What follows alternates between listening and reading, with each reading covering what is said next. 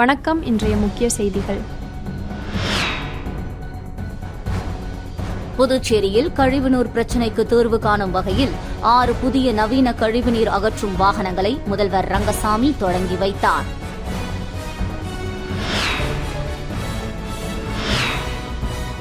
புதுச்சேரி மற்றும் காரைக்காலை சேர்ந்த 7 ஆன்லைன் மோசடி கும்பலிடம் ரூபாய் 3.80 லட்சத்தை இழந்தது குறித்து போலீசார் விசாரணை நடத்தி வருகின்றனர்.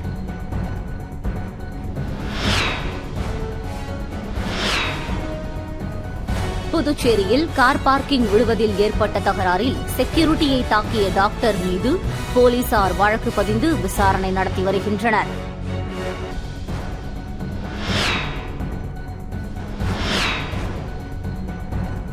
புதுச்சேரியில் அதிவேகமாக காரில் வந்தவர்களை தட்டி கேட்ட போக்குவரத்து காவல் உதவி ஆய்வாளர் மீது தாக்குதல் நடத்திய சம்பவம் அதிர்ச்சியை ஏற்படுத்தியுள்ளது.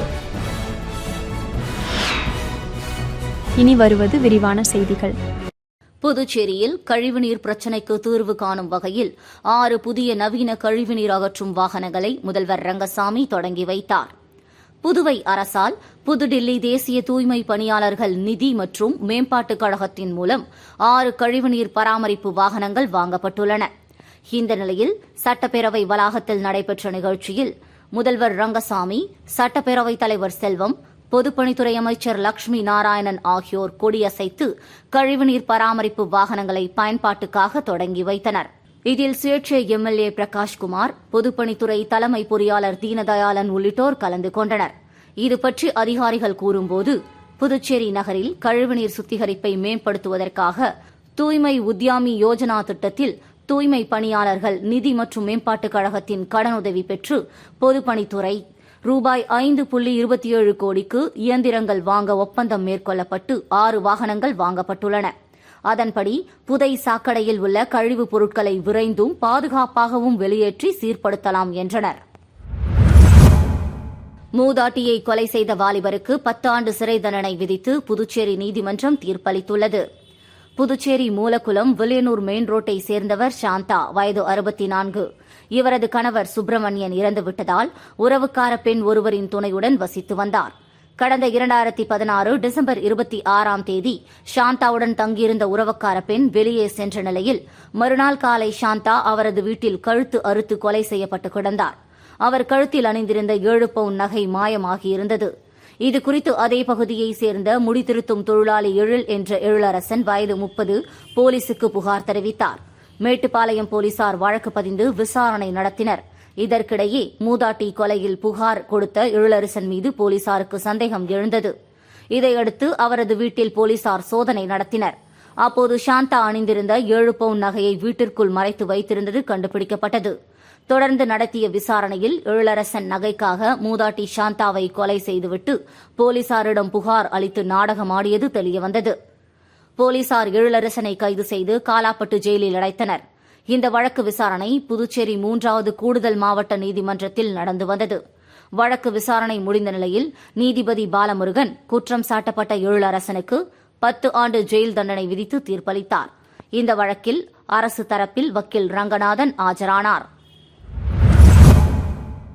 புதுச்சேரி மற்றும் காரைக்காலை சேர்ந்த 7 பேர் ஆன்லைன் மோசடி கும்பலிடம் ரூபாய் 3.80 லட்சத்தை இழந்தது குறித்து போலீசார் விசாரணை நடத்தி வருகின்றனர்.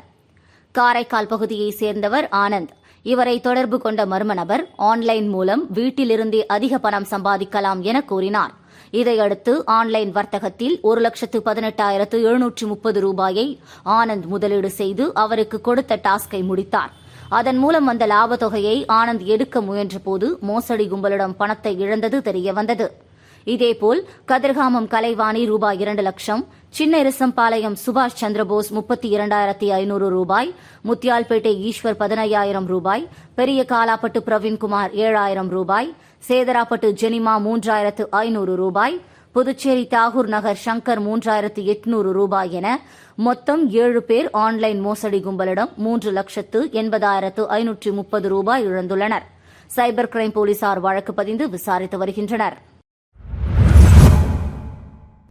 வில்லியனூர் போக்குவரத்து காவல் நிலையத்தில் எஸ்எஸ்பி பிரவீன்குமார் திரிபாதி தலைமையில் மக்கள் மன்றத்தில் பொதுமக்களின் பல்வேறு குறைகளுக்கு தீர்வு காணப்பட்டது.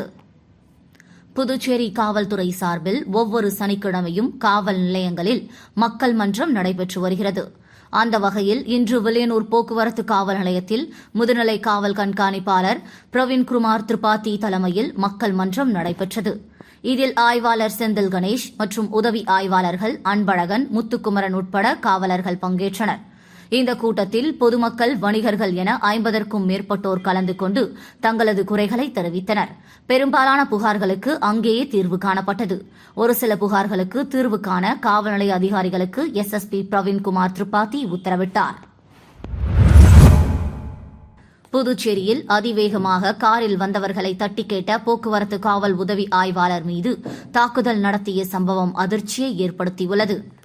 புதுச்சேரி போக்குவரத்து காவல்துறை உதவி ஆய்வாளர் ஒருவர் நேற்று இரவு தனது நண்பருடன் சாப்பிட ஈஸ்வரன் கோவில் வீதியில் உள்ள ஹோட்டலுக்கு சென்றுள்ளார். அப்போது அவ்வழியாக அதிவேகமாக வந்த கார் காவலரின் வாகனத்தை இடிப்பது போல் வந்து நின்றது. அப்போது சப் இன்ஸ்பெக்டர் காரை ஓட்டி வந்தவரிடம் ஏன் இவ்வளவு வேகமாக வருகிறாய் என்று கேட்டுள்ளார். அப்போது காரில் இருந்த ஓட்டுநர் உட்பட 2 பேர் சப் இன்ஸ்பெக்டரிடம் தகராறில் ஈடுபட்டதுடன் அவரை சராமரியாக தாக்கிவிட்டு தப்பி சென்றனர். இதனை கண்ட பொதுமக்கள் சப் இன்ஸ்பெக்டரை மீட்டு அரசு மருத்துவமனைக்கு சிகிச்சைக்காக அனுப்பி வைத்தனர். இந்த சம்பவத்தால் பாதிக்கப்பட்ட சப் இன்ஸ்பெக்டர் அளித்த புகாரின் பேரில் பெரியகடை போலீசார் வழக்கு பதிவு செய்து இருவரை வலைவீசி தேடி வருகின்றனர். இதனிடையே போதையில் தகராறில் ஈடுபட்டவரின் புகைப்படங்கள் சமூக வலைதளங்களில் பரவி வருகிறது. அதில் ஒருவர் திருவண்ணாமலையை சேர்ந்தவர் என்றும் மற்றொருவர் அரசியல் புள்ளியின் மகன் என கூறப்படுகிறது. புதுச்சேரி நோனாங்குப்பம் ஆற்றில் மட்டிக்கல்லி பிடிக்க ஆற்றில் இறங்கிய கல்லூரி மாணவர் நீரில் மூழ்கி இறந்த சம்பவம் அப்பகுதியில் சோகத்தை ஏற்படுத்தியுள்ளது. புதுச்சேரி அரியாங்குப்பம் அம்பேத்கர் நகரை சேர்ந்தவர் ஹரீஷ், வயது 18. புதுச்சேரி கதிர்காமம் அரசு கலைக் கல்லூரியில் BCom 2ஆம் ஆண்டு படித்து வந்தார். இவர் நோனாங்குப்பம் ஆறு அழுத்தவெளி ஆற்றங்கரையில் இறங்கி நேற்று மதியம் மட்டிக்கல்லி பிடித்தார். அப்போது ஹரீஷ் திடீரென தண்ணீரில் மூழ்கி ஆற்றில் அடித்து செல்லப்பட்டார். இதுகுறித்த தகவலின் பேரில் தவளக்குப்பம் போலீசார் மற்றும் தீயணைப்பு துறையினர் ஹரீஷை தீவிரமாக தேடினர். சுமார் 3 மணி நேர தேடலுக்கு பிறகு ஹரீஷை சடலமாக தீயணைப்பு வீரர்கள் மீட்டனர். இதையடுத்து பிரேத பரிசோதனைக்காக சடலத்தை போலீசார் அரசு மருத்துவமனைக்கு அனுப்பி வைத்து விசாரணை நடத்தி வருகின்றனர். ஆற்றில் மட்டிக்கல்லி பிடிக்க போய் கல்லூரி மாணவர் உயிரிழந்த சம்பவம் அப்பகுதியில் பெரும் சோகத்தை ஏற்படுத்தியுள்ளது. புதுச்சேரியில் கார் பார்க்கிங் விடுவதில் ஏற்பட்ட தகராறில் செக்யூரிட்டியை தாக்கிய டாக்டர் மீது போலீசார் வழக்கு பதிந்து விசாரணை நடத்தி வருகின்றனர். அண்ணாநகர் 2வது தெருவில் உள்ள தனியார் இன்டர்நெட் நிறுவனத்தில் செக்யூரிட்டியாக வேலை செய்து வருபவர் சுந்தரமூர்த்தி. கடந்த 14ஆம் தேதி மதியம் அங்குள்ள உடற்பயிற்சி கூடத்திற்கு காரில் வந்த ஆரம்ப சுகாதார நிலைய டாக்டர் தாமரை செல்வனுக்கும் சுந்தரமூர்த்திக்கும் காரை நிறுத்துவதில் இடையே தகராறு ஏற்பட்டது. இதில் சுந்தரமூர்த்தியை தாமரை செல்வன் தாக்கிய போது தவறி விழுந்ததில் காலில் காயமடைந்த சுந்தரமூர்த்தி அரசு மருத்துவமனையில் சிகிச்சை பெற்றார். இதுகுறித்து உருளையன்பேட்டை போலீசில் 15ஆம் தேதி புகார் கொடுத்தார். போலீசார் வழக்கு பதிவு செய்ய தாமதம் செய்வதாக தவாக மாநில பொறுப்பாளர் ஸ்ரீதர் தலைமையிலான நிர்வாகிகள் சீனியர் SPயை சந்தித்து மனு கொடுத்தனர். இதையடுத்து இருதரப்பு புகாரின் பேரில் தாமரை செல்வன் மீதும் மற்றும் சுந்தரமூர்த்தி மற்றும் தனியார் இன்டர்நெட் நிறுவன ஊழியர்கள் சிலர் மீதும் போலீசார் வழக்கு பதிந்து விசாரிக்கின்றனர். NR காங்கிரஸ் பாஜக கூட்டணி அரசின் பட்ஜெட்டை கண்டித்தும் மாற்றுத் திட்டங்களை வலியுறுத்திய இடதுசாரிகள் கட்சி சார்பில் வரும் 25ஆம் தேதி சட்டமன்றம் முன்பு கண்டன ஆர்ப்பாட்டம் நடைபெறும் என அறிவிக்கப்பட்டுள்ளது. புதுச்சேரி இடதுசாரிகள் கட்சிகள் சார்பில் முதலியார்பேட்டை கம்யூனிஸ்ட் அலுவலகத்தில் செய்தியாளர்களை சந்தித்த CBI மாநில செயலாளர் சலீம், புதுச்சேரியில் கடந்த 12ஆம் தேதி NR காங்கிரஸ் பாஜக அரசு தனது பட்ஜெட்டினை தாக்கல் செய்துள்ளது. பட்ஜெட்டுக்கு முன்பாக பல வரிகளை உயர்த்திவிட்டு வரியில்லா பட்ஜெட் என்று கூறி வருவது மக்களை ஏமாற்றும் செயல் என கூறினார். இந்த பட்ஜெட்டில் இளைஞர்களுக்கு வேலைவாய்ப்பு வழங்கும் எந்த திட்டமும் இல்லை என்றும் அமைப்புசாரா தொழிலாளர்கள், விவசாய தொழிலாளர்களுக்கு நலம் வாரியம் அமைப்பதற்கான அறிவிப்பு இல்லை என அடுக்கடுக்காக குற்றம் சாட்டினார். மேலும் விவசாய கடன்களை தள்ளுபடி செய்ய வேண்டும், சுகாதாரமான குடிநீர் வழங்க புதிய திட்டம் கொண்டு வர வேண்டும், ரெஸ்ட்ரோ பார்களை குறைக்க வேண்டும், புதிய மதுபான தொழிற்சாலைகளுக்கு அனுமதி வழங்கக்கூடாது உள்ளிட்ட பல்வேறு கோரிக்கைகளை வலியுறுத்தி வரும் 25ஆம் தேதி சட்டப்பேரவை முன்பு இடதுசாரிகள் சார்பில் ஆர்ப்பாட்டம் நடைபெறும் என அறிவித்தார்.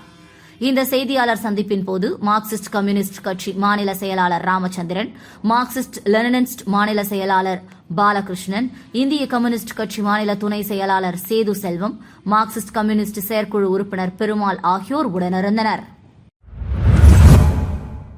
விருதாச்சலம் வனத்துறை சார்பில் உலக வன நாள் மற்றும் உலக தண்ணீர் தினம் முன்னிட்டு இந்த வருட கருத்துரு உணவு மற்றும் வனம் ஒரு சிறந்த உலகத்திற்கான புதிய திருகுவல் ஆகியவற்றின் படி மரக்கன்றுகள் நடும் விழாவானது விருதாச்சலம் பகுதிகளின் பல்வேறு இடங்கள் விருதாச்சலம் சேலம் தேசிய நெடுஞ்சாலையின் சாந்தமங்கலம் கிராமத்தின் சாலை ஓரங்களில் இருபுறமும் கார்குடல் கிராமத்தில் வேப்பூர் அரசு மற்றும் தனியார் பள்ளிகளில் 500 மரக்கன்றுகள் நடப்பட்டு பிளாஸ்டிக் ஒழிப்பு வீட்டுக்கு ஒரு மரக்கன்று நடுதல் மற்றும் வன நாளின் முக்கியத்துவம் பற்றி கூறப்பட்டது.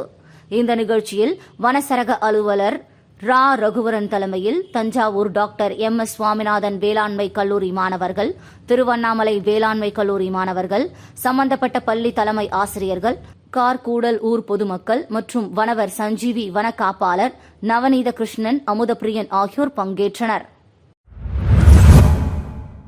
ஊசுடு சட்டமன்ற தொகுதிக்கு உட்பட்ட தொண்டமானத்தம் பகுதியில் கிராம நிர்வாக அலுவலக கட்டடம் கட்டுவதற்கான பூமி பூஜையினை அமைச்சர் சாயே சரவணன்குமார் தொடங்கி வைத்தார். புதுச்சேரி மாநிலம் ஊசுடு சட்டமன்ற தொகுதிக்கு உட்பட்ட தொண்டமானத்தம் பகுதியில் கிராம நிர்வாக அலுவலக கட்டடம் ரூபாய் 34,38,000 செலவில் புதிதாக கட்டுவதற்கான பூமி பூஜையினை ஊசுடு தொகுதியின் சட்டமன்ற உறுப்பினரும் ஆதிதிராவிட நலத்துறை அமைச்சருமான சாய் சரவணன்குமார் தலைமையில் பூமி பூஜை செய்து அடிக்கல் நாட்டப்பட்டது. இந்த நிகழ்ச்சியில் பொதுப்பணித்துறை அதிகாரிகள், தொகுதி பாஜக நிர்வாகிகள் உட்பட பலர் கலந்து கொண்டனர். புதுவை கௌரி குமரவேல் எழுதிய முழுமதி சிறுகதை நூலினை கலைமாமணி முனைவர் நெய்தல் நாடன் வெளியிட்டு சிறப்பித்தார். புதுவை கௌரி குமரவேல் தமிழ் இலக்கிய கூடல் தொடக்க விழா மற்றும் முழுமதி சிறுகதை நூல் வெளியீட்டு விழா தமிழ் சங்கத்தில் நடைபெற்றது.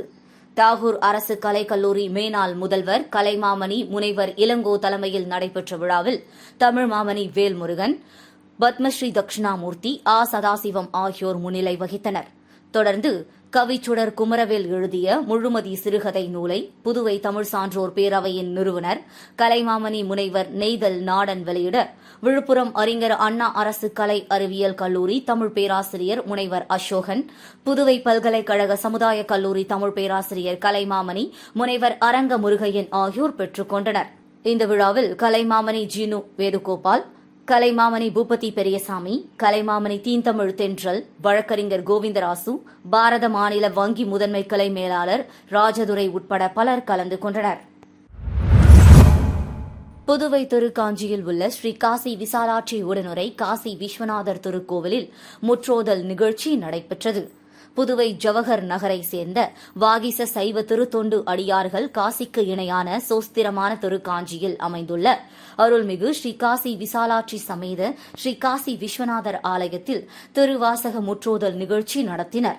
இதில் தலைமை அடியார் அம்மு என்ற அமிர்தவல்லி ரவி தலைமையில் 40க்கும் மேற்பட்ட சிவனடியார்கள் கலந்து கொண்டு திருவாசகம் பாடினார்கள். இந்நிகழ்ச்சிக்கான ஏற்பாட்டினை ஆலய தலைவர் வெங்கடேசன் தலைமையில் சந்திரமௌலி உட்பட பலர் செய்திருந்தனர். நிகழ்ச்சியின் போது அடியார்களுக்கு கோவில் சார்பாக அறுசுவை உணவுடன் அன்னதானம் வழங்கப்பட்டது. காலை முதல் மாலை வரை நடைபெற்ற முற்றோதல் நிகழ்ச்சியில் சுவாமிக்கு சிறப்பு பூஜைகள் நடைபெற்று மகா தீப ஆராதனை காட்டப்பட்டு அடியார்களுக்கு கோவில் பிரசாதம் வழங்கப்பட்டது. இதில் திரளான சிவனடியார்கள் கலந்து கொண்டு திருவாசகம் பாடினர். மீண்டும் இன்றைய முக்கிய செய்திகள். புதுச்சேரியில் கழிவுநீர் பிரச்சினைக்கு தீர்வு காணும் வகையில் 6 புதிய நவீன கழிவுநீர் அகற்றும் வாகனங்களை முதல்வர் ரங்கசாமி தொடங்கி வைத்தார்.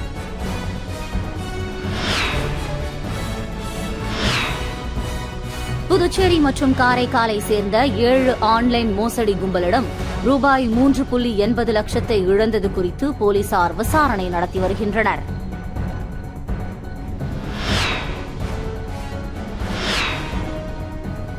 புதுச்சேரியில் கார் பார்க்கிங் விழுவதில் ஏற்பட்ட தகராறில் செக்யூரிட்டியை தாக்கிய டாக்டர் மீது போலீசார் வழக்கு பதிந்து விசாரணை நடத்தி வருகின்றனர்.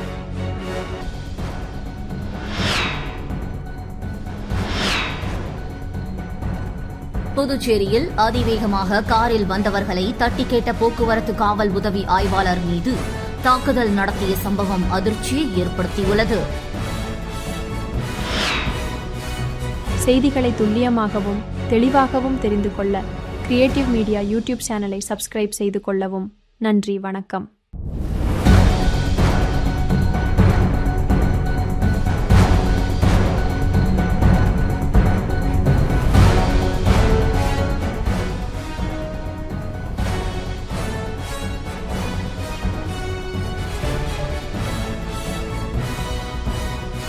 நம்ம சேனலை சப்ஸ்கிரைப் பண்ணுங்க, லைக் பண்ணுங்க, ஃப்ரெண்ட்ஸ்க்கும் ஷேர் பண்ணுங்க.